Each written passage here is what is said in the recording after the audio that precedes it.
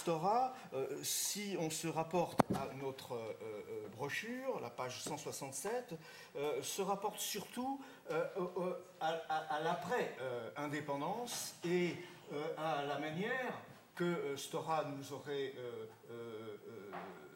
présenté, explicité, expliqué, dont ce personnage considérable de l'histoire de l'Algérie contemporaine est revenu finalement sur le plan à la fois politique et médiatique, surtout après, dans le cadre de la décennie noire, après la grande crise ouverte par les émeutes d'octobre 1988 et l'ouverture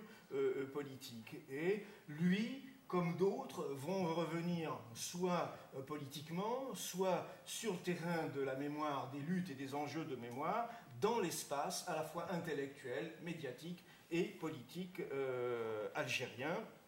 au point où, heureusement que El Soufi est là, pour me rappeler la date, la réintégration de Messali à part entière dans l'histoire de l'Algérie contemporaine va se traduire par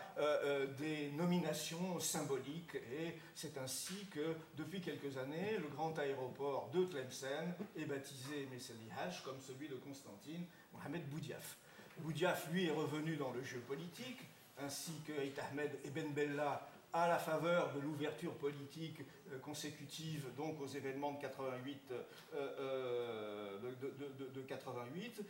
mais sur la scène intellectuelle, médiatique, sinon proprement historiographique, les vaincus d'autrefois, à commencer par Messali, ont retrouvé droit de citer et s'inscrivent dans ce champ des luttes de mémoire, y compris à l'intérieur de ce qu'il est convenu d'appeler le mouvement national. Alors sont revenus ainsi Boudiaf, les Abbas, jusqu'à un certain point le Parti communiste, les centralistes. Alors, je vais vous dire un petit mot de Messali, qui apparaît dans le champ politique algérien, non pas au pays même, mais dans le cadre de l'émigration. Dans sa communication, Meignet en disait un mot, dans les années 20, en liaison avec la création de l'Étoile Noire Africaine, une organisation nationaliste radicale qui, pour la première fois, exprime à force ouverte et dans un cadre organisé la revendication de l'indépendance nationale.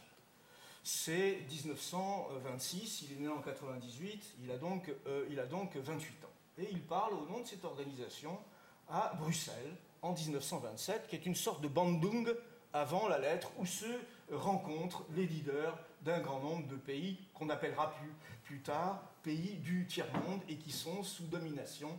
coloniale ou impériale, directe ou indirecte. On y trouvera par exemple Mohamed Atta pour l'Indonésie, Nehru pour l'Inde et ainsi de suite. Mais à cette époque, Messali n'est encore qu'un militant de dimension relativement modeste, même s'il a été promu au secrétariat de cette organisation.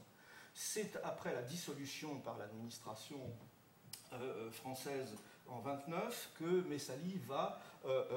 prendre véritablement la main et s'imposer progressivement comme le principal dirigeant de cette organisation nationaliste qui, en 1933, se sépare définitivement du Parti communiste au sein duquel, en rapport direct avec lequel, cette organisation était née en 1926, donc dans la catégorie cominternien dite du nationalisme révolutionnaire. Donc, Messali prend le pouvoir,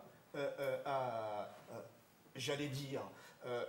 dans l'organisation et par l'organisation à l'intérieur du champ politique qui se constitue au sein de l'émigration algérienne en France et plus particulièrement en région parisienne. Il en devient le président en 1933 et il va rester jusqu'à 1954 le président en titre de l'organisation indépendantiste, nationaliste et indépendantiste algérienne. 1936, Front populaire, Congrès musulman, c'est le retour au pays et l'arrivée à Alger au moment, en pleine effervescence du Front populaire et du Congrès musulman, et où il prend à contre-pied, si je puis dire, la plateforme du Congrès musulman qui a été initié par un certain nombre de dirigeants et de forces politiques, parmi lesquels le Cheikh Ben Badiste, un dirigeant emblématique du mouvement des oulémas, mais les élus, les progressistes, le Parti communiste, toutes forces qui se sont constituées dans cette organisation dite du Congrès musulman et qui, dans l'histoire de l'Algérie contemporaine, est essentielle. C'est le premier mouvement de masse dans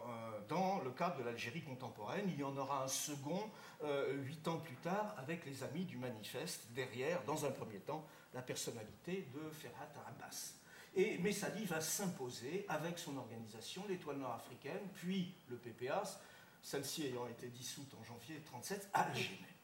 À Alger même. Ce sera peut-être l'occasion d'une discussion et d'un débat avec Gilbert, qui en parle comme une des rubriques de son topo. Messali s'impose en effet, je serais tenté de dire 36-37, à la faveur du flux du Front populaire et à la faveur du reflux du Front populaire. La retombée du Front populaire et du Congrès musulman va profiter à Messali et à son organisation, et c'est cette organisation qui, à Alger et dans le Grand Alger, mais seulement à Alger, dans le Grand Alger, là c'est un point de débat, il ne faut pas anticiper sur le mouvement historique d'ensemble, et c'est seulement à Alger, dans l'arrondissement d'Alger, que Messali emporte les élections qu'on peut considérer pour l'époque, dans les conditions de l'époque, comme correctes. Donc voilà Messali et son organisation, l'Étoile, puis le PPA, qui n'est pas la simple continuité de l'Étoile nord-africaine d'ailleurs, au cœur des choses, à Alger, au centre topographique et topologique du pays. Il s'impose à la fois comme chef, je dirais déjà charismatique, et comme leader d'une organisation, à la conjonction de deux modes de légitimation politique, le leadership charismatique, la figure du zaïm, qui va incarner plus que quiconque dans la succession de l'émir Khaled, et puis la logique de l'organisation, le nizam, que l'on va le retrouver ensuite dans la durée avec le PPA-MTLD, puis le FLN, et au lendemain de l'indépendance. Je dirais Messali, maître des mots, maître des masses, maître de l'heure, au moins pour ce qui concerne cette configuration de 36-37. À la fin de la Deuxième Guerre mondiale, se met en place ce deuxième grand mouvement de masse, les Amis du Manifeste, initié par Abbas et ses amis, Ferhat Abbas et ses amis, mais c'est le PPA, derrière Messali, qui finalement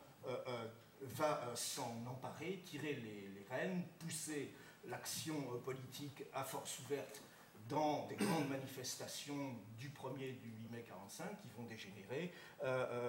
et se transformer en insurrection-répression dans une partie du Constantinois. Et à l'issue de cette secousse d'importance majeure, sur laquelle Gilbert Meunier reviendra également dans son analyse multifactorielle des sources du 1er novembre 1954, le PPA-MTLD s'installe au premier rang, ce qui concerne l'électorat algérien, musulman, comme le premier parti, pas hégémonique comme on le dit parfois à mon avis, mais dans le champ politique algérien, avec le PPA-MTLD, et c'est la crise du PPA-MTLD que sort d'une certaine façon, en termes d'événements immédiats, de processus de passage à l'insurrection, c'est de ce parti donc et de la crise de ce parti que l'on passe à l'insurrection, suite à un conflit, cette fois entre les deux légitimités dont je parlais, la légitimité du chef historique, du zaïm, du père du parti, qui est en même temps le père de la patrie.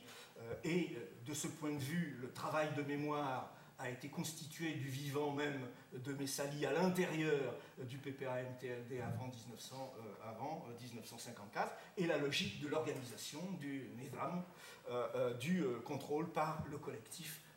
partisan, donc conflit de légitimité entre le charisme du leader et du chef historique et de l'organisation du parti, comité central et Messali. C'est un troisième courant interne à ce mouvement nationaliste radical, issu de l'OS, l'organisation paramilitaire du MTLD, qui va déclencher le 1er novembre. Alors, Messali et le MNA, le parti qui l'a constitué à l'issue de la crise, vont être débordés, pas immédiatement, mais assez rapidement, en France et surtout en Algérie, dans le contexte de la guerre d'indépendance nationale. Et en 1962, Messali et son parti disparaissent totalement, interdits de présence et de représentation, non seulement sur la scène politique, mais sur la scène médiatique intellectuelle. Et donc, c'est un autre Messali qui apparaît. Il meurt, lui, en 1974, mais il reste en réalité présent dans les mémoires individuelles et collectives, mais exclu de la mémoire officielle et de la scène politique, lui et d'autres, puisque dès 1962, on entre dans le système du parti unique, le Parti communiste algérien est interdit. L'association des OLMA elle-même ne retrouve pas droit de cité, donc le champ politique tel qu'il s'était constitué avant 1954 disparaît au bénéfice d'un système politique de type autoritaire fondé sur la combinaison du parti et de l'armée, dans un premier temps derrière le duo Ben Bella-Boumediene et finalement et pour longtemps derrière l'armée elle-même. Donc, exit Messali comme figure de l'histoire de l'Algérie contemporaine, non pas, je dirais, sur le terrain scientifique et académique, puisque à partir d'une certaine époque, un certain nombre de travaux vont commencer à son sujet, et Messali, ce sera précisément le thème de la première thèse de troisième cycle de Benjamin Stora, qui a consacré donc sa thèse de troisième cycle à Messali Hadj. D'autres travaux universitaires à Alger ou à Paris ou ailleurs donc vont prendre en compte les anciens acteurs du mouvement national, Messali compris, le PPA-MTLD y compris. Mais sur la scène politique et du point de vue de l'histoire politique officielle en Algérie, Messali n'existe plus. Petit à petit, dans les années 80, on le voit réapparaître, même, si j'ai bonne mémoire, sa photo, dans quelques supports de presse avant 1988, mais il faut vraiment attendre,